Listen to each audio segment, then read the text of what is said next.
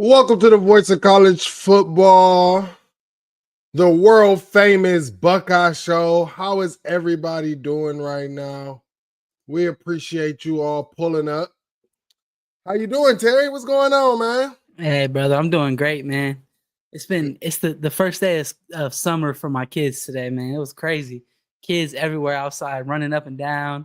My kids was getting in little fights, not like nothing serious. Just how you know how kids do, man. Yeah. It was crazy, and I'm just like, dude, this is day one.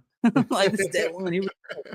Yeah, man. It's been a good day, man. It's beautiful out Yeah. today. So We've been taking the kids to Vacation Bible School all week. So we got that next week. There you go. So their last day will be tomorrow.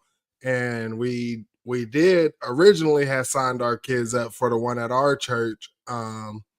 But what ended up happening with that was what ended up happening there was the simple fact of we got nationals. You know, I told you that nationals is right around the corner. So it's the same week, man. So, but today we have a jam-packed show for you all. You know, we're always talking about what's going around in college football. We're going to talk about Ohio State. Ryan Day has made some comments with ESPN, but then also on the Big Ten channel. And, you know, we're going to always, as we do, talk about the Buckeyes versus the world, you know, versus the rest of the college Ryan football. Day's talking like he runs stuff now, Mike. I mean, hey, he's talking like he runs college football, man. He's like, hey, this is what we should do, man. It's the right way to do it right here. I love it, man. But you know, we'll get into the show. Check out our intro, guys. World famous Ohio State Buckeyes. We might be in a situation where we have a superstar coach on our hands, kind of like how we did with Brian Hartline. So right from the jump, make sure they understand they're playing somebody different tonight. They're playing the Buckeyes. They're playing the Ohio State Buckeyes. Being the Buckeye, there's nothing better, bro. Well, there you go, man. We got a jam-packed show. Let's go ahead and get into it, man. Right now, you have Florida State and Clemson and the ACC. You know, they were all suing each other. You know, Florida State and Clemson, the biggest two, wanting to get out of the ACC. They have now dropped the lawsuit. All parties have dropped the lawsuit. And the ACC contract with ESPN still expires in 2036. But here's the thing. I think that those two schools, or most of the schools in the ACC, will be looking to get out of that contract in 2030. Currently, if they were to try to exit, it would be $165 million buyout, right? But when you get to the 2030 to 31 season, then they can exit with $75 million. Which is more feasible. I'm not sure how, considering, you know, we got revenue share coming up and things like that.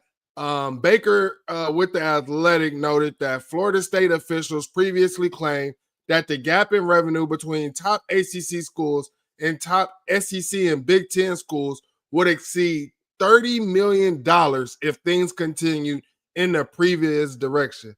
Terry, what are your thoughts on this? Man, it sucks that like the legal stuff is getting in the way of like what's best for probably college football.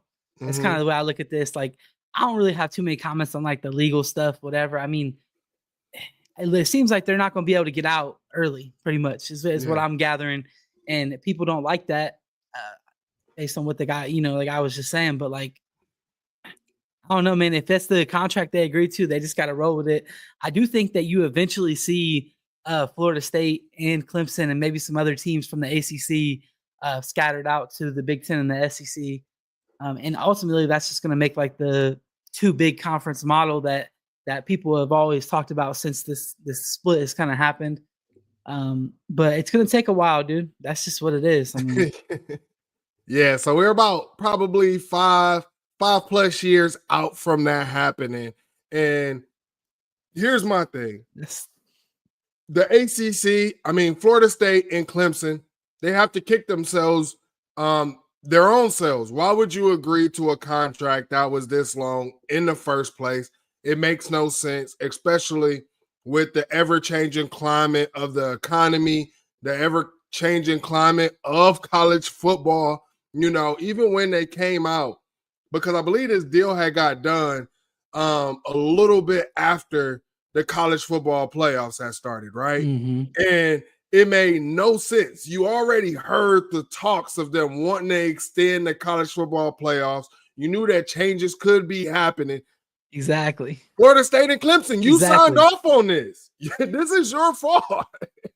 And that was at the time, it was probably just like standard, you know what I mean? Like, and I'm sure it still will be to sign off like on these long deal contract deals with your conference or whatever it is.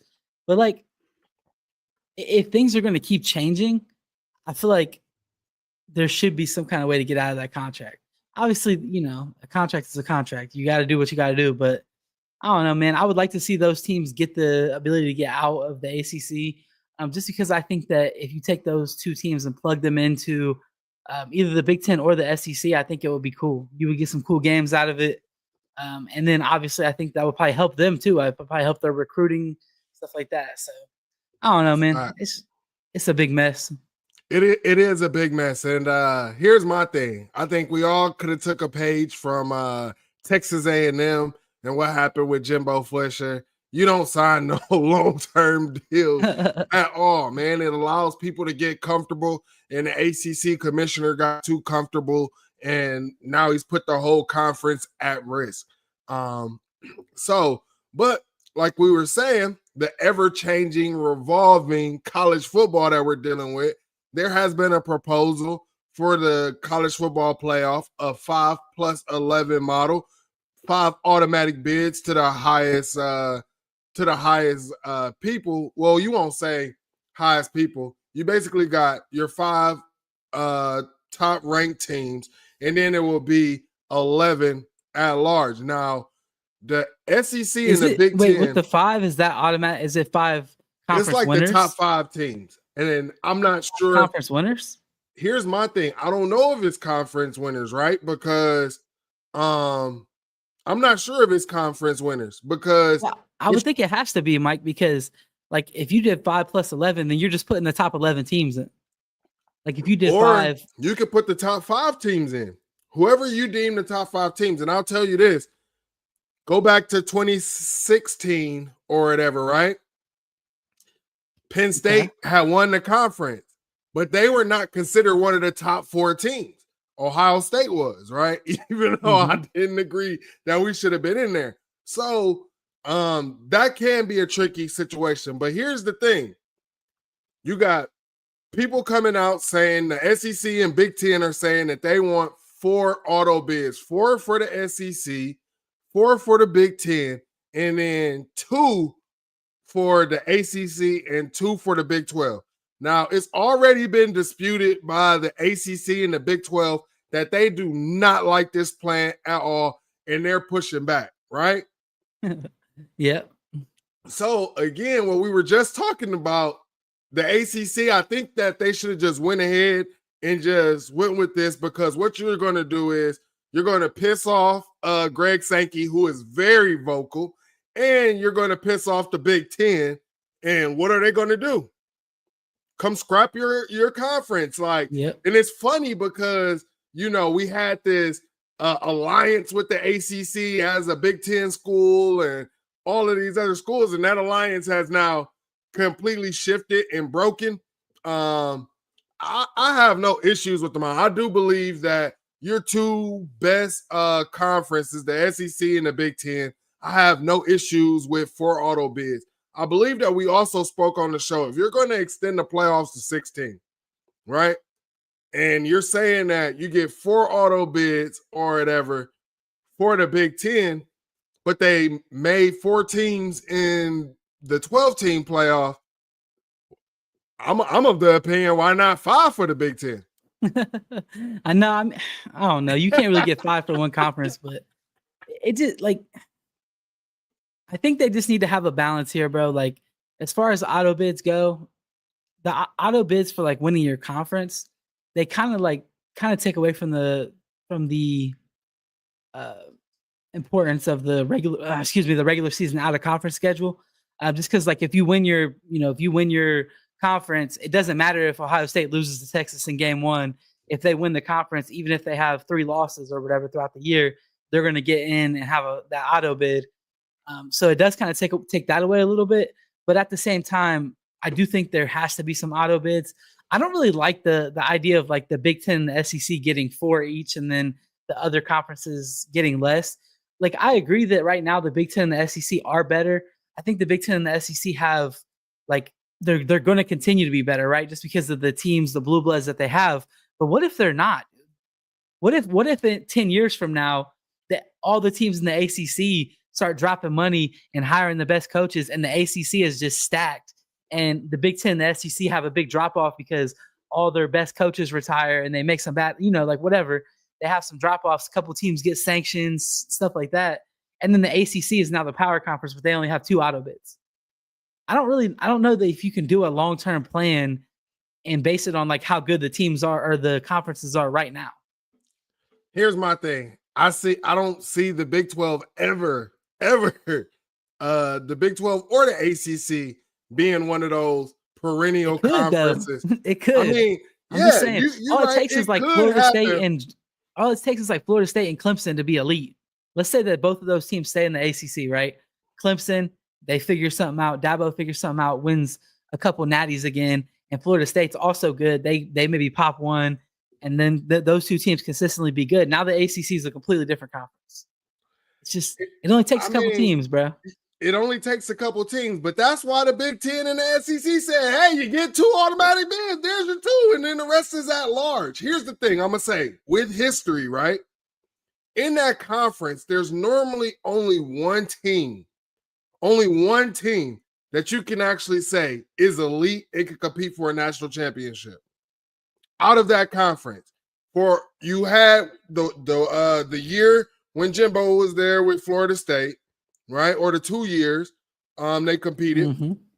Then after they were gone, they fell by the wayside. And then you had Clemson. There was nobody else. And we always talked about how Clemson just had an easy schedule and they were well rested, so refreshed going into the playoffs. I mean, just going off of what history has shown us, I don't see it from the ACC. You expect Miami to be one of those teams, but we saw they don't have a defense to stop a nosebleed. Yeah. I mean, but see, all that stuff is just recent though. That's the thing. Like this is why I'm when has Miami been good since the CFP era has started? They haven't, Mike, but they could, and that's the problem. But that's the thing. We going off of hopes and dreams. Yes, and also, but that's in history, out of the 3 Florida schools, there's only one school who is always up at that time. Okay, let me ask you this. All right, let me paint this to you in a different perspective. Okay, the Big Ten and the SEC are both going to get 4 automatic bids, right? And this what we're talking about right here. The Big Ten and the SEC get 4. Let's say that the next 5 national championships after these last 2 that happened, the SEC does not win one single one. I know that's a stretch. I know that that's something that we don't know. It's probably going to happen, right? But let's say that it happens. The next 5 national championships, the SEC does not win a single one. So now you're only 5 years down the road with this deal that's probably going to be like long. I'm assuming it'll be longer than like a 5-year deal once they nail it all down. Mm-hmm. So you're 5 years down the road. The SEC's won no national championships. Do they still deserve 4 bids automatically? I think like you see what I'm saying? Like this is an ever-changing sport. I do understand what you're saying, but I'll tell you this. Since the college football playoffs have started, I have never could sit here and say that the ACC is comparable to the SEC in the Big Ten. Never, not once. Just because I agree with that. I agree with Florida State won a national championship or whatever doesn't make that whole conference have. So my thing is this is why should the Big Ten and the SEC be punished because they play a hard schedule? You just said on record or whatever that you don't want the regular season to be devalued. So if you're not going to devalue the regular season or whatever, and the SEC is sitting here, they're wondering, okay, we're willing to play non-conference games, But make sure that we get those auto bids. We could beat each other up. How many times have we talked about the Big Ten beating each other up, the SEC beating each other up? It happens. But the Big 12 or the ACC I agree. will never be comparable to those two conferences. No, Ever. I agree with that. And honestly, if we're being real about it, it probably doesn't matter. It's going to literally be the difference of like maybe 1 to 2 teams every single year. I mean, because if you think about it, Mike, let's say that they did no auto bids, right? And you just did a straight, just the top 12 teams, top 14 teams make the college football playoffs. The Big Ten and the SEC are probably going to get 4 each anyway in that situation. And maybe some years the Big Ten will get 5 and the SEC will get 3, or the SEC will get 5, the Big Ten will get 3. So I mean, either way, it's probably going to work out like that anyways. Just because, like you're saying, it's probably not going to change, and those teams are not going to get better. I'm not a big fan of like the idea of like the first 4 teams or the first 2 teams, any amount really, other than the conference winner. I think that none of those teams should be given an auto bid to the playoffs. To me, bro, if 6 of the best teams in college football are in the SEC, then I want to see all 6 of those in the playoffs. I don't care about the ACC getting an auto bid because, you know, they get a 3-loss team. Wake Forest gets an auto bid because they lost 3 games and they're the second best team in the ACC. Like, yeah. I don't like it. I just the auto bid stuff is just, I don't know. I actually put a poll real quick, Mike. Okay. I put a poll in the chat for you guys. I see a couple people answered already, but I didn't even shout it out because me and Mike been going at it with this. But I want to know, are auto bids good for college football for the playoffs? And I mean, more so what I'm referring to with that question is like multiple auto bids per conference, not necessarily just like the conference winner. The conference winner of every conference should always get in the playoffs, at least have a spot. It doesn't matter where that spot is. They should have a spot. Let us know in the chat what y'all think, man. But before we go ahead and move on, you know, I want to give a shout out to our members. You got Asian Posh, you got AZ Buckeye, Philly Fan, Ackrock, Where One Goes, Matthew Miller, James Williams, Kinetic 615, CW2, Open Mic, Robert Howard, and Steven Hellwagon, man. So I wanted to give a special shout out to all of our members. Remember, if you want to be a member, you got the Blocko Club for $2.99. JT wasn't short for $4.99, and we don't give a damn for $9.99. You will be getting, our members will be the first ones to get inside access into our interviews, be able, when we go live with whoever we're interviewing, whether it's players, former players, we are working on setting some of those up. So just stay tuned. I've already been talking to a former player or whatever who just told me, let him know anytime and we'll get it set up. So make sure that you guys are tapped in because our members will be getting that first. We did go ahead and put our interview with Coach Dirt out there. If you haven't checked it out, go check it out. It's Coach Dirt. He coaches SFE. He's been around a lot of these kids. And also, if you're a young kid who's, you know, trying to make it in college football or want to, you know, get a scholarship and get some advice from someone who's around the Jeremiah Smiths of the world, the Brandon Ennises of the world, JoJo Traders of the world, go check that interview out. He gives you guys some good insight on what you need to do as an athlete to just be better and you know, make your life a whole lot better, man. While you all are here, make sure that you are hitting that like button, hit that subscribe button, share and tell a friend. We definitely appreciate all of you all. As we go ahead into our next topic, we were speaking on Ryan Day. Kind of just flows with with what I was saying. Ryan Day believes the Big deserves 4 college football playoff spots. We're in the Big Ten, and we have 18 teams and some of the best programs in the country. I feel like we deserve at least 4 automatic qualifiers. You would have at least a team or 2 in the CFP from out there. He's talking about out west, talking about if it was still the Pac-12. He says, so it only makes sense when you have 18 teams, especially the quality of teams that you would have, in the Big Ten. It only makes sense. And I personally agree with Ryan Day. I don't think that the conference or teams should be hindered for playing a harder schedule, because here's the thing. Florida State and Clemson already told us that the ACC is not up to the billing. They already told it. They admitted that, right? That's why they're trying to get out. The Big 12, exactly. We already know, because Texas and OU, the two biggest schools in that conference, already got out, and other schools as well. So, it's already told us. So that's why I agree 100% with what Ryan Day said. Yeah, and I agree with Day. And to me, Ryan Day saying that kind of means that he knows that they're going to this auto bid format where it's going to be like, honestly, what is it like? So it's 4-4-2-2. So basically the entire playoffs, except for maybe like 1 or 2 spots, will be auto bids. And I appreciate Ryan Day for lobbying for the Big Ten. Like he's the coach in the Big Ten that they need to ask about stuff like this right now, or whose, I guess, opinion matters the most about stuff like this right now. Because if Nick Saban was still coaching at Alabama, he would be the one in an interview talking about how this is going to impact the sport, and this is the good stuff and this is the bad from it. Saban will be that guy, and Ryan Day needs to be that guy for the Big Ten, at least right now, until his, I guess, 5 minutes of fame is over if he doesn't ever win again. Yeah, we got some people. 2 teams don't make an entire conference, from our guy Kevin Chavis. And then our guy Jam OSU said, agree, no auto bids, go by ranking. And here's my only take against that, to go by ranking, right?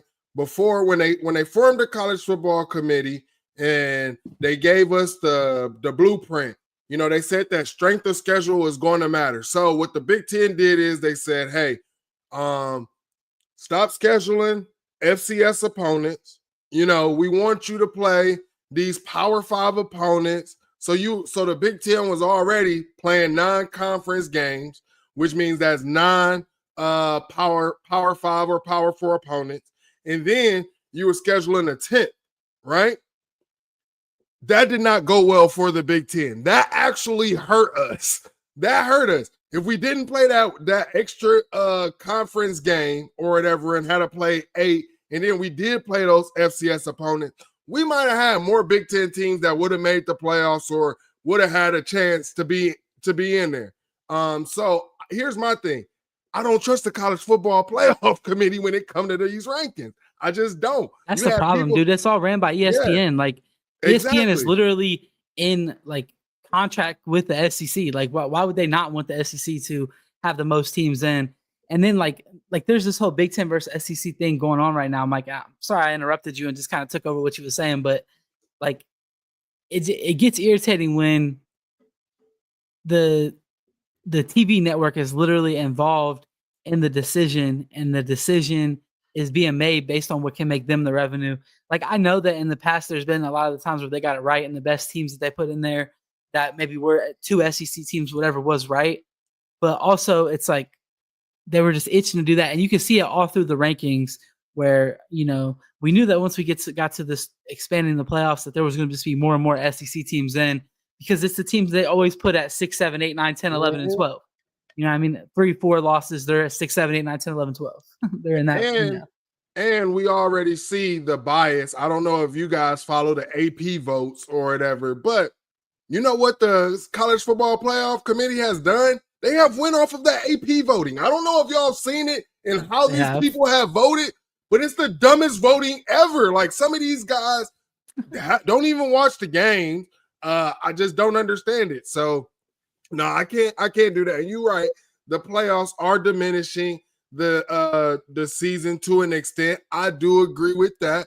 I don't, man. I want to get my point, but you go ahead first. I was a proponent of, if they was going to expand it, just expand it to 6 or whatever, maybe 8. But I do feel, here's the thing. I always felt like the regular season was the playoffs. That was what the regular season was for.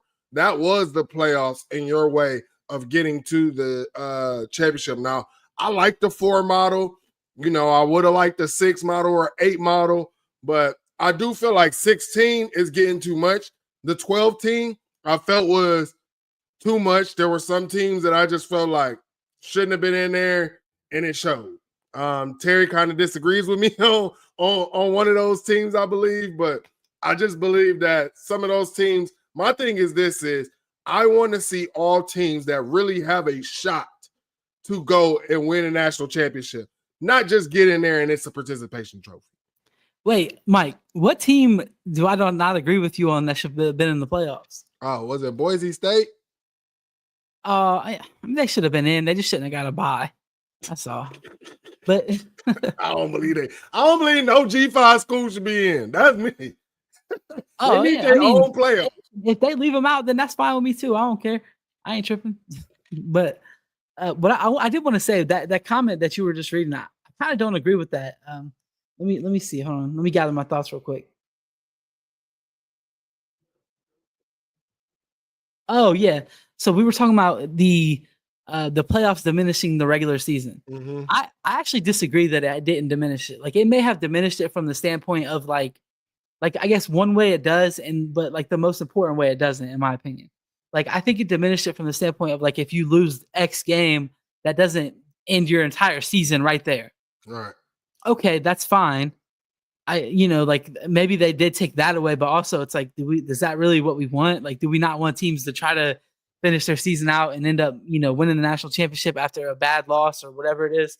I just think that not one time last year did I wake up on a Saturday morning and be like, man, I'm not really excited about college football today because this 12-team playoff has made it where these games don't matter. Fact. Now, one time did I go to turn a game on, an Ohio State game, for example, and be like, man, I don't really care if they win this game because it doesn't matter.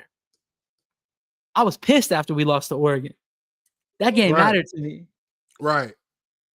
I was pissed after we lost to Michigan. That game mattered to me. You know what I mean? So I just think that it didn't really diminish the college football fans' experience. Maybe, okay, sure, they made it to where kids' entire seasons are not over because they lost a game in week 7 to a team that they were supposed to beat. Like, okay, they did take that away, but also it's like, is that a good thing for the sport?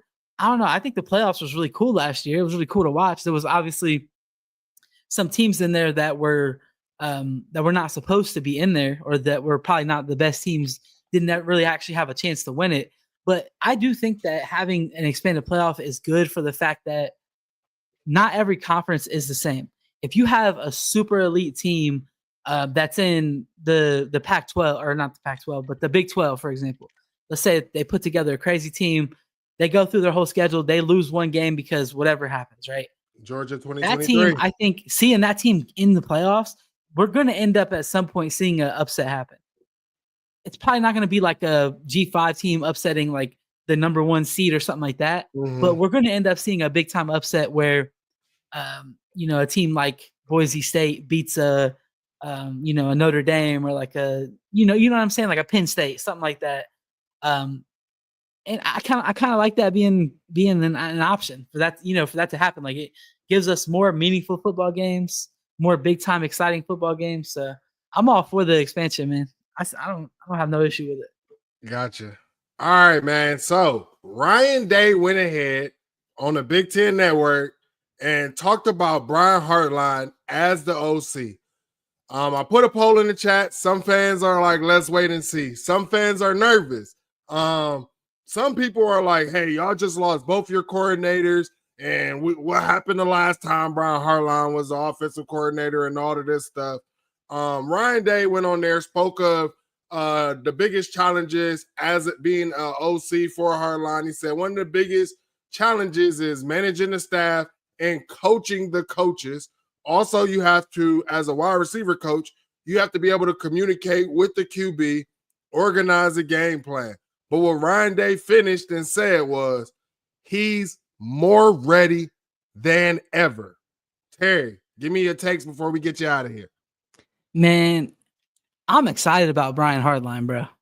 I know so many people are like questioning Brian Hartline, and I understand, like, it's a very legitimate question. Like, can this guy do it? Especially because we've had Ryan Day and then Chip Kelly. You know what I mean? Those are 2 super elite, super experienced play callers. So what I'm looking at with this, I think Brian Hartline's going to make mistakes, but Ryan Day has continued to bring up the impact that Brian Hartline had on the game planning in the college football playoffs. He's brought this up so many times since that college football playoffs happened. And dude, our offense was crazy in the playoffs, Mike. It was like, you know what I mean? Our offense was super elite. And obviously there was Chip Kelly, Ryan Day, and Brian Hartline, and Keenan Bailey, and Coach Locke, and Justin Fry, like all of their minds put together, right? But I think that Brian Hartline is a guy who's succeeded and exceeded expectations at every single thing that he's done in his career, pretty much. And, you know, at least his football career. And I don't expect offensive coordinator to be the thing that he doesn't get. You know what I mean? Like, I think he's going to be innovative and he's going to be elite at this. And I think that we're going to be in trouble in the next couple of years, because once people find out, wow, this guy's also an elite offensive coordinator, they're going to be offering him bags that eventually he may end up having to take, dude. I hate to say that, but oh man, I hate that. I don't think money is an option for Hartline, and he's doing it at a place. So? I don't think that the money is his focus. I mean, do anybody want more money? Yeah. I just don't feel like that's his focus. And again, he's an NFL guy. What I see happening is when Ryan Day takes off to the NFL, he goes with Ryan Day. That's what I can see happening. Oh, that's crazy. You know who's the coach, Mike? You know who's the coach? A little off topic, but the coach we really are going to have to worry about real soon. And I hate to say this because he's super new to coaching, dude, but James Laurinaitis is going to be one of them coaches that someone is going to be offering jobs as a DC like within the next couple of years if this linebacker unit continues to be what it is. And like, you already know what players we got in there, bro. It's not about to drop off. It's not happening. Yeah, I think the biggest thing with James Laurinaitis is as long as he's respected where he's at, then I think he'll be fine. Here's my take on Brian Hartline. I think a lot of people weren't paying attention to what happened in the college football playoffs, right? And Day has spoke on this plenty of times and has dropped these tea leaves, but no one is, I feel like, catching these tea leaves, bro. And the biggest thing that Ryan Day keeps saying about Brian Hartline is how involved he was in the passing concepts of the college football playoffs, right? Yep. You're talking about what we were able to do to Texas, which I think was one of the best defenses in the college football playoffs, or at least one of the top three defenses in the college football playoffs. And you see what the passing concepts was able to do. And that was with Will Howard, right? And Will Howard, for as great as he was as a Buckeye, he did have his limitations.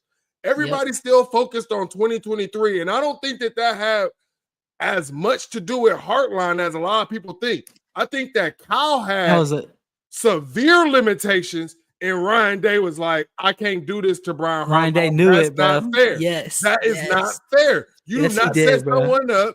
You got to set your guys up for success again. 100%. What did I just say? Ryan Day said is the biggest challenge is managing the staff and coaching your coaches, right? Coaching your coaches, yep. Ryan Day took that and put that on him because he knew the limitations that Kyle had. And he said, I can't do that to Hartline. Again. Hey, and to be fair, Ryan Day cooked in 2023. Yeah, he did. He don't give me that. People don't watch film like us, Terry. They ready for now. That, you know that. You know they don't watch film like us, Terry. Ryan Day was cooking in 23, man. Yeah, where he was. So, what I was about to say is again, Ryan Day is not known for making the same mistakes twice.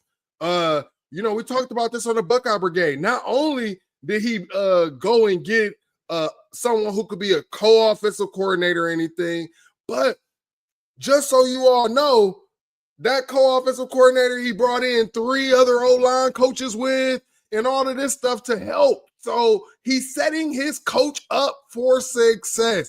I think when Ryan Day talks about Brian Hartline, he has that that rosy red cheek assassin smirk on his face that I remember seeing back in 2019. I love it. I'm excited about it. And I think that a lot of the fan base just needs to go ahead and get on board, man. And I'll tell you this, that first game, you will see Ryan Day have his hands and stuff in there, just like it was in the playoffs when Ryan Day had. Dude, it's a big game, bro. Like, come on. They're going to game plan together. But we've already seen how I seen what I needed to see from Brian Hartline. I know it was a spring game, but I seen what he was trying to do. If you understand football, how he was doing what Chip Kelly did to set up plays and things like that. I think that we will be fine. And as Ryan Day, as our offensive genius, I think we'll be fine as well, man. Terry, let the people know where they can find you before we get you out of here, my guy. All right, man. Just at CFB_stop on Twitter. That's where I'm at, man.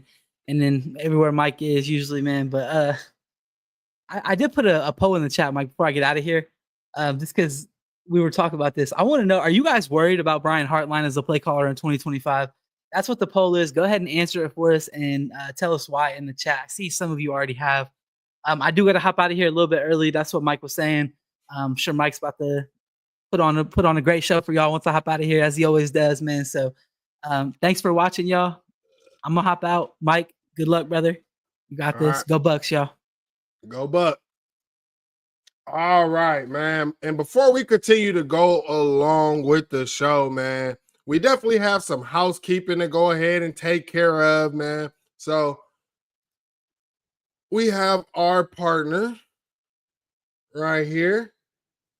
Win agencies on the screen. Get your business, product, service, or personal brand to the next level by partnering with the Voice of College Football. See what our partner Win Agency has to say about its sponsorship experience with us right here on screen.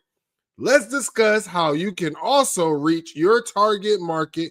Contact us at sponsorships at vocfb.com. Again, that is sponsorships at vocfb.com, man. You can make a difference here at the Voice of College Football. Use the Amazon link.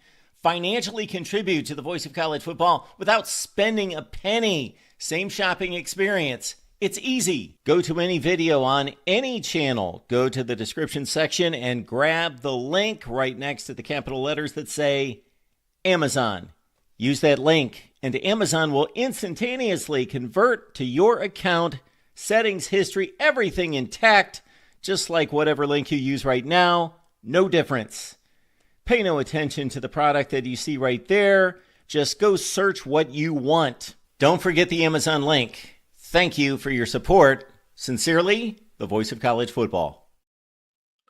All right, we are back, man. Again, if you are here, make sure that you hit that like and subscribe button. We appreciate all your support. Again, shout out to our members. And at the bottom of the screen, if you want to become a member, you can see how you can join right there, man. So next thing I wanted to get into, man, as you see, it is Hall of Fame Buckeyes, man. We got our guy, James Laurinaitis, being nominated and will be on the ballot for the 2026 College Football Hall of Fame, man. Not only was he an amazing player at Ohio State, he did his thing in the NFL, which, and then after the NFL, he came on winning the coaching, started off at Notre Dame and came right on home to the Buckeyes. And that has been one of the biggest selling pitches or whatever when he has been recruiting. You're talking about two of the top linebackers that are currently on our roster as freshmen, committed, and talking to these guys. Talking to Riley's father, Duke, it was about the experience of James Laurinaitis. You know, Riley's father, you know, got that NFL experience, had played on D1 football next to Freeney as well, another all-time stud. So he understands football very well. And it was the conversations, the expectations that James Laurinaitis put out there that has made him such an excellent recruiter and coach, man. So shout out to James Laurinaitis, just continuously doing great things and should be honored for his greatness on the field as an Ohio State Buckeye in college football, man. So shout out James Laurinaitis, just always making us Buckeyes proud, man. And speaking of James Laurinaitis and that linebacker room, we had some dudes of the week, man. Check that out, man. You got our guys out the linebacker room, Arvell Reese. We done been hearing nothing but crazy stories all week about Arvell, all off season about Arvell. I'm excited. I don't know about you all, but just the way the offensive line, defensive guys have talked about him, I'm excited. Guy out the 216. I'm very excited to see what him and Sonny are going to do at that linebacker position. I feel like a guy who is forgotten about and doesn't get enough respect. Our guy, Caden Curry, another dude of the week, man. This guy has been on the field since he has stepped on the field at Ohio State. He's been there since a freshman. We've got to see him. I think they even used him on the offensive side of the ball at times. And guess what? He's always around the ball, expecting big things from Caden Curry. And then Malik Hartford. He's competing for that other safety spot next to Caleb Downs. And it is good to see he's healthy this year. And it's good to see him stepping up, being one of those dudes of the week, man. I think that we should be seeing a lot of Malik Hartford. People missing Ransom. All everybody keep talking about. Even when we did our Buckeye Brigade show yesterday, and we left Ransom off of the all-time Ryan Day list, and everybody was talking about how Ransom was smacking people. I think you're going to get that same energy, that same type of tenacity from Malik Hartford. I'm very excited to see what he's going to do. He has the experience now, so there is no reason why our guy shouldn't ball out, especially with the development. Ohio State is known as an NFL factory, so we should definitely be seeing. I see people in the chat are saying Mickey body by Mick. This photo is insane. Top 5 linebacker at Ohio State since 2000. Everybody, if I ever saw an edge rusher, it looks like Reese. Yeah, I mean, you know, I was talking in the Best Damn Space today, and I was asking this Texas player, I was like, who y'all got for Reese? And he was like, ain't he a linebacker? Like, ain't he gonna be playing like middle linebacker? I was like, they say my guy might be coming off the edge sometime. So, I mean, I don't know what to tell you. Still, who do you got for my guy? I'm excited to see what he's going to do on the field, man. My guy Garrison is definitely a big fan of the young man from Cleveland. And I just believe that everybody is excited and ready to see what he's going to do. So, again, we got summer visits, man. It seems like summer visits are going a little slow. Seemed like the Buckeyes didn't really come out of there with anybody wanting to commit right away. There is talks about Waffle and what he has been talking since coming out of there. His dad said that the visit was perfect. And here's the thing, man, is I think I said this yesterday on Buckeye Brigade. It's not just about Larry Johnson. One of the first things that his dad was talking about was meeting Matt Patricia. And Matt Patricia laying out a plan. Everybody was worried. Matt Patricia ain't been in college yet. We don't know how he's going to be. How is he going to recruit? Sounds like the players love him. The coaching staff loves him. And these recruits seem to love him as well. He's getting very involved more and more in this recruiting. And I'm excited to just see how this is going to turn out. Hopefully we go ahead and we get Waffle. I don't know. I'm excited. Y'all know how I am when it comes to recruiting. I like to wait till signing day, man. This recruiting is a completely different monster since transfer portal and NIL. So it's hard for me to get invested, man. But there are some players who I did get invested in. I'm more of a player guy. Like, even if that player like doesn't go to Ohio State, I'm still gonna probably root for them. I do have some players. Another one, our guy Mark Fletcher. I know some Buckeye fans was hurt to see Mark go, but I'm still a big fan of Mark Fletcher. Y'all know how I am when it comes to those bruising running backs as well. Ohio State is set to bring home the midshipmen in Ohio Stadium in 2029. Looking forward to that. You know, the last time I believe when we played them, that was in Maryland. I think at the Baltimore Ravens on their field or something like that. We definitely didn't play in Ohio, but I mean, to open up the season, playing the midshipmen, I have no issues with it. Gives you enough time to, you know, if they're going to run that triple option or whatever, gives you enough time to do that. But it seems like the service academies have started to get a little bit more with the forward pass. So we'll see how that goes. I'm definitely excited about that.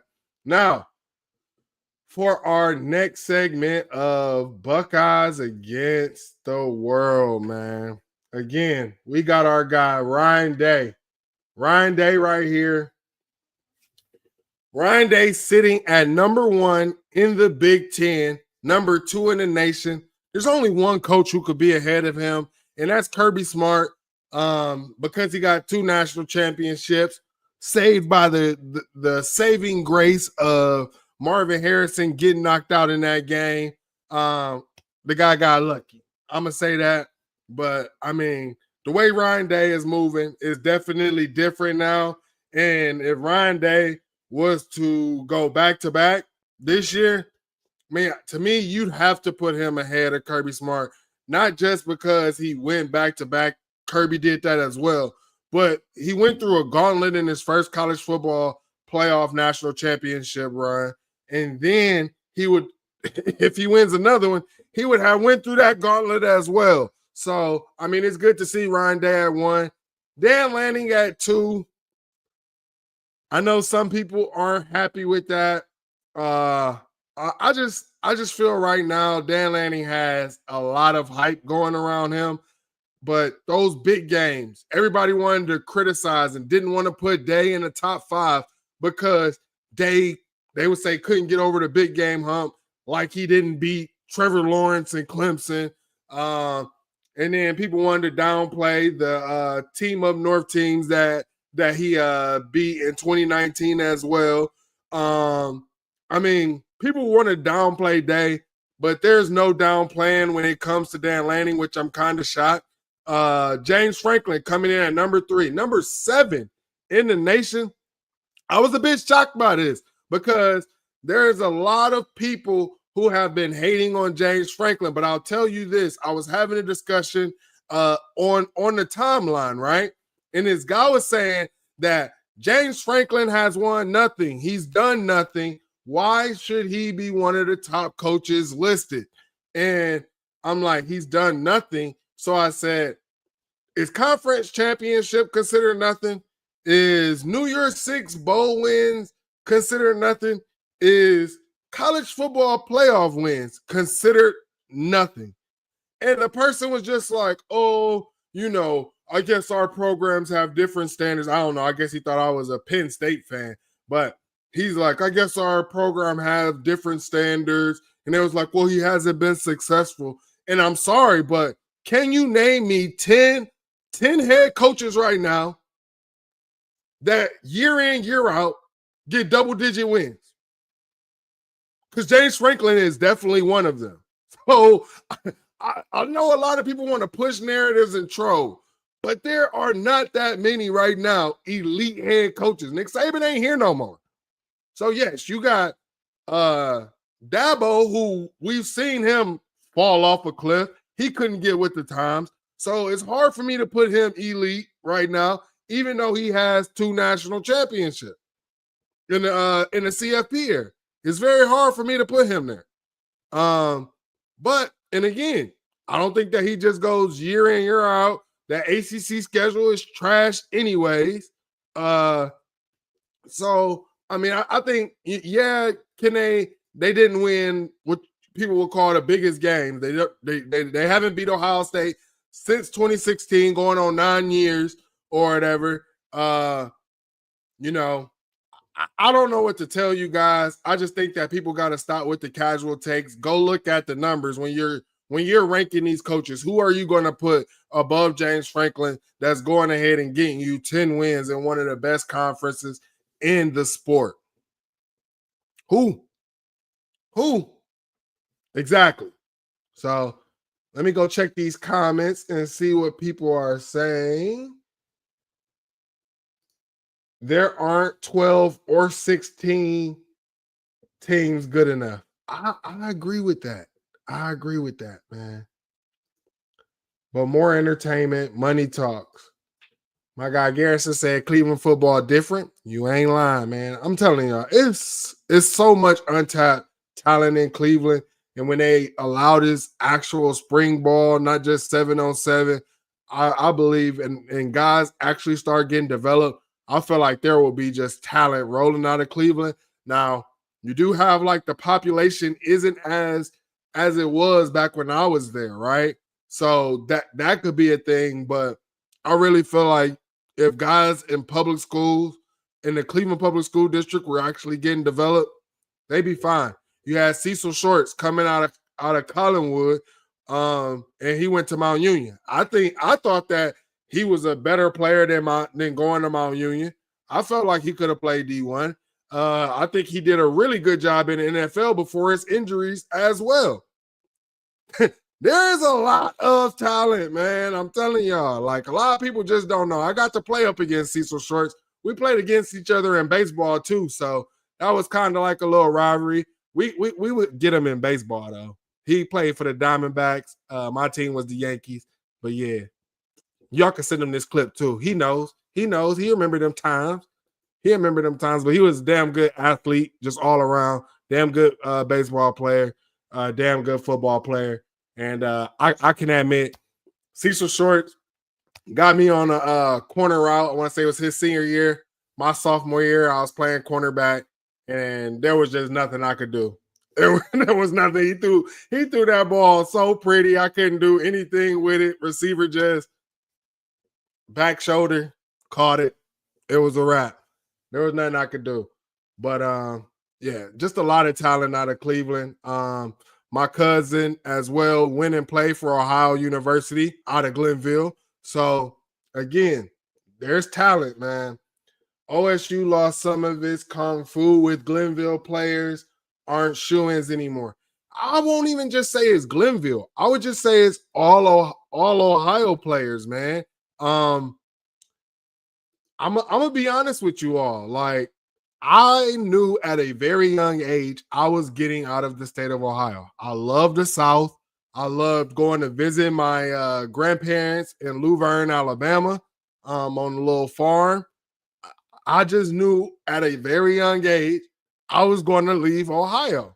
I thought that it was going to be somewhere in Alabama, like Montgomery or Mobile, because I had family there. Or I thought it was going to be like Atlanta, Georgia, because I had family there as well, right? When I got out of Ohio. But I ended up moving and going to Arkansas. All on my own, no family. Just, hey, went to the University of Arkansas. So it happens. It happens. And there's just some guys who want to get out. Like we lost out on Jackson Carmen, another Ohio guy before. He just wanted to get out of Ohio. And you have some of these guys. Some of these guys haven't got to travel, haven't been exposed to these type of things, and now they get to travel. And they like it out there. It's different. You know, it just be like that, man. And I also think that Ohio State needs to I feel like if Ohio State went ahead and actually did a battle or whatever, courts, whatever you want to call it, if Ohio State pushed for spring development and spring football in Ohio and went up against OSHA, I think that would ring loudly to a lot of the players in Ohio as well. I think that Ohio State has too much cachet, has way too much, what do you call that? They just had too much weight in this state to not have been pushing for spring development or whatever in the state of Ohio. Go ahead and do that. Our name should be ringing loudly through every school in Ohio for that simple fact.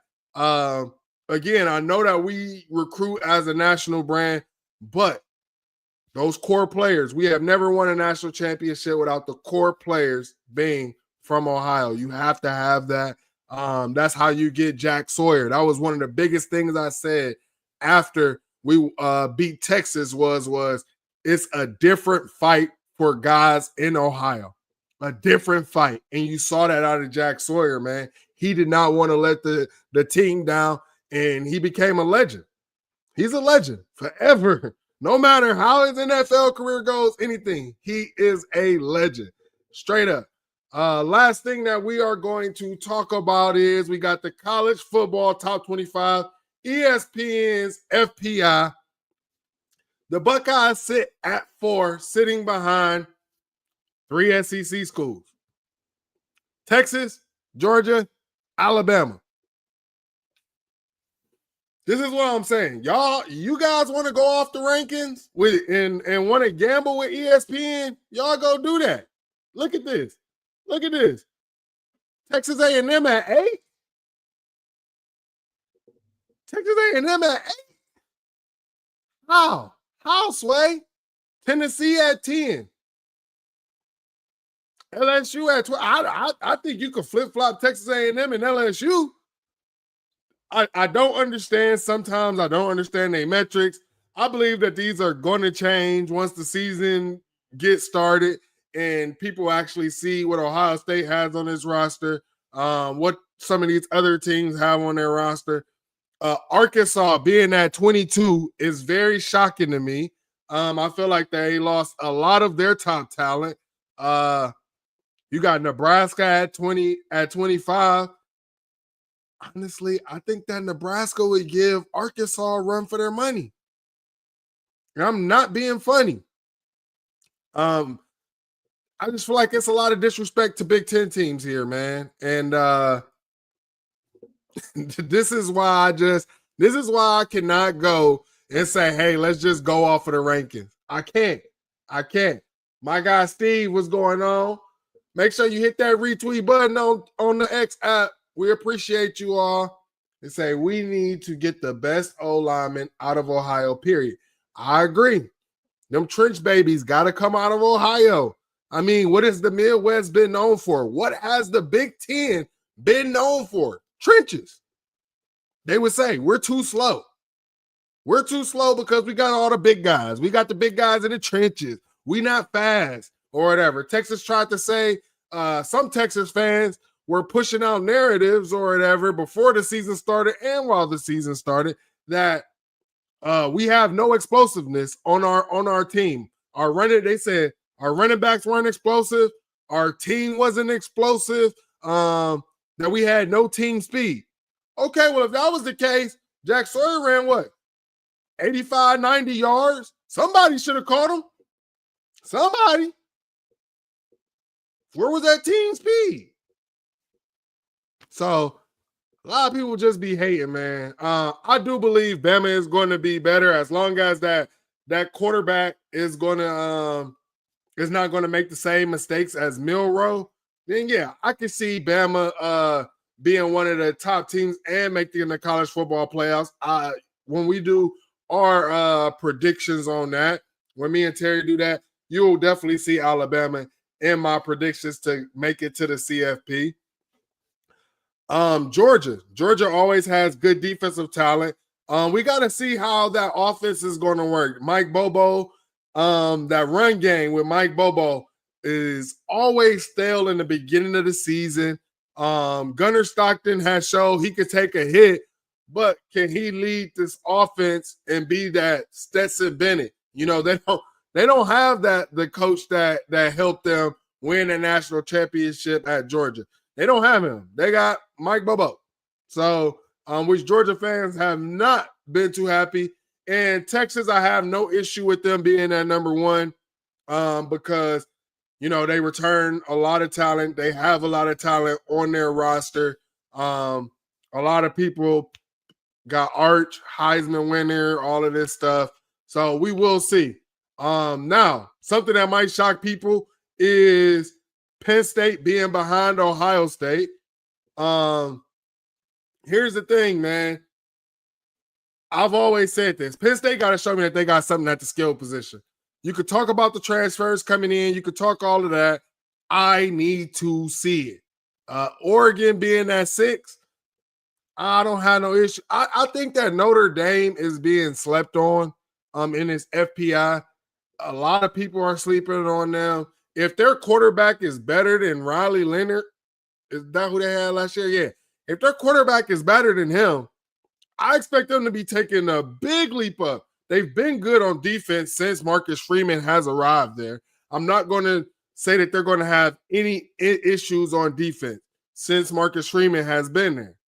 I would say that the biggest issue was, can they be explosive on offense? You're talking about you bringing back Jeremiah Love, they bringing back Jeremiah Love. See if he can be healthy. The other running back, I believe his name is Price, should be coming back as well. So you know that they're going to have a stout run game. Linemen come out of Notre Dame as well. That's one position that they've always produced. They produce tight ends as well. And you got Great House on the outside. I believe they have some other guys on the outside. And here's the thing. When they got to the national championship, and our guy Terry, he's saying that their path was a bit easier, right? Cool. But for them to finish the year that they did with those young players, I think is amazing. You can say whatever you want, but now those guys have experience, and I just feel like FPI has them way too low. Miami got to show us that they have a defense. You know, I see the PFF grades of Ruben Bain and all of this stuff, but I want to see Ruben Bain take over the ACC. We don't have much faith in the ACC, especially when it comes to defense or offense. I want to see him be able to take over the ACC like he should if he's that guy. Because if he's not going to take over the ACC, then I don't think that he's going to be as much of a factor if they were to make it to the college football playoff. So we'll see. And Tennessee got to show me something because that defensive line was not cracked up to be, even though SEC fans told me, oh, they have no drop-off on the defensive line and they rotate like a hockey team. They got to show me. I don't understand how Clemson is behind them. Again, SEC bias, I feel like. It is what it is with ESPN, man. Let me know in the comments how you feel about this. My guy C said this poll is trash. No Illinois in the top 25. Like, what is the FPI based on? I agree, man. Like, you talking about they return majority of their roster. I don't understand it. I don't understand it. I think what they finished, 9-3, 10-3. 9-3 regular season, 10-3 with the bowl. I don't understand it. It makes no sense to me. Especially if we were just against other Big Ten teams, I'll probably put them ahead of Nebraska. Just saying. You're talking about, and that's another thing, right? We watched Illinois, that team, beat South Carolina. And South Carolina's at 15. Like, make it make sense. It doesn't make sense. Like, what are we going off of? You're talking about the same South Carolina team that's returning. The majority of those players that played in that South Carolina-Illinois game are returning. Same thing with Illinois, right? That's where you get to see your young players, the guys who are returning. How it's not adding up, man. Yeah, like y'all said, ESPN has an SEC bias. This should not be a surprise. Yeah, everybody talking about it. I don't understand. Y'all let me know in the comments how you all feel about this list. I think it's trash. See, some people in our live chat think it's trash. But, you know, if you're watching this after the show, please let me know what you think about this FPI ranking because I need to know. Help me. If you are for this FPI ranking, explain to me why I should accept it. Please explain to me. So with that, man, I appreciate all of you all for joining the Voice of College Football. Make sure that you hit that like button, hit that subscribe button, and hit that notification button, man, because we always got a jam-packed show on this channel. You have our guy Garrison and Ryan every Mondays and Thursdays at 8 p.m. Make sure you check them out. They will be doing a call-in show. So, you know, I told y'all put your comments in there. You know what I want to see as well? After you put your comments, I want to see y'all on Thursday's show calling in and voicing those complaints about the FPI. So when I talk to Garrison, I better hear about it, or I better see it when I watch it. Again, we have the Buckeye Brigade every other Thursday at 7:00 p.m. Eastern time. Make sure you check that out, man. Last show you had myself, Garrison, and B. Moses from Buckeye School and the B. Moses talk show. They're always doing great things. Make sure you go check them out. We appreciate them. And sometimes we have our guy Juck on Bucks on, and sometimes we have Chris Drew from Minister Sports. So we've been missing those guys the last couple times. Make sure you check that out. And again, every Wednesday, put it in your calendar. Put it on your reminders. Hey, Siri, set a reminder for Wednesday at 7:30 to watch the world famous Buckeye show. I hope your phone heard me. So let's go. Make sure that y'all checking this out. And with that, I appreciate y'all. OH. World famous Ohio State Buckeyes. We might be in a situation where we have a superstar coach on our hands, kind of like how we did with Brian Hartline. So right from the jump, make sure they understand they're playing somebody different tonight. They're playing the Buckeyes. They're playing the Ohio State Buckeyes. Being the Buckeye, there's nothing better, bro.